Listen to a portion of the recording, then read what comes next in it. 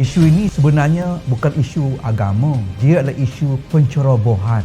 Dalam perlembagaan persekutuan, jelas menyatakan bahawa Islam adalah agama persekutuan. Agama-agama lain bebas untuk mengamalkannya, bukan bebas untuk menceroboh. Tidak ada mana-mana agama membenarkan penganutnya untuk melakukan aktiviti menceroboh hak tanah syarikat, menceroboh tanah kerajaan, menceroboh rizab jalan, lebih-lebih lagi menceroboh tanah individu. Apa yang berlaku hari ini? Kelemahan penguatkuasaan. Pencerobohan sepatutnya bukan dibawa berunding, kemudian berlaku tawar-menawar, tawarkan ganti rugi, ditawarkan tanah ganti yang sah. Itu bukan cara kita berhadapan dengan penceroboh. Kerajaan berhadapan dengan penceroboh, caranya ialah penguatkuasaan undang-undang. Penceroboh itu hendaklah diselesaikan dengan undang-undang. Keadaan yang semakin hari semakin tenat sebenarnya kesannya daripada puluhan tahun yang lalu. Sebab orang politik apabila dia memegang kuasa, dia tidak mendahulukan undang-undang. Orang politik ini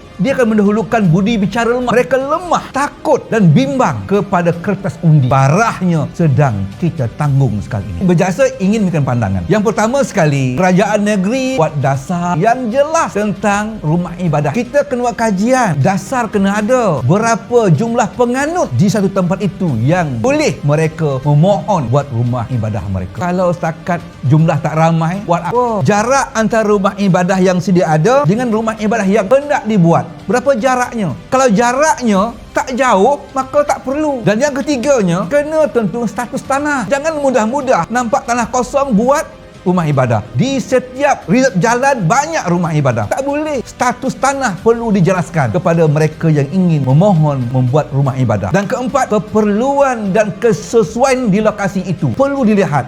Apa keperluannya? Apa kesesuaiannya? Perlu ditimbang tara oleh pihak kerajaan kepada pemohon yang ingin membuat rumah ibadah.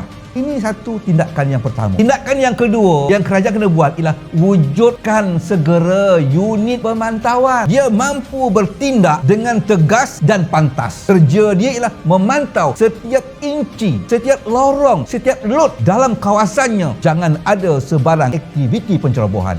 Kalau berlaku, segera bertindak. Itu yang kedua. Perkemaskanlah keberkesanan penguatkuasaan. Perdana Menteri kita, Datuk Seri Anwar Ibrahim, dia dah fed up didapati pegawai-pegawai, menteri-menteri lemah dalam menjalankan tugas. Maka diberi masa 1 minggu untuk mereka bertegas ataupun meletakkan jawatan. Ambil ruang ini untuk kita perkemaskan keberkesanan penguatkuasaan. Buang lontar jauh-jauh, buang lantung sampah budi bicara politik yang akhirnya takut kepada kertas undi. Ini pandangan berjasa dalam menangani apa-apa isu pencerobohan di negara kita ini.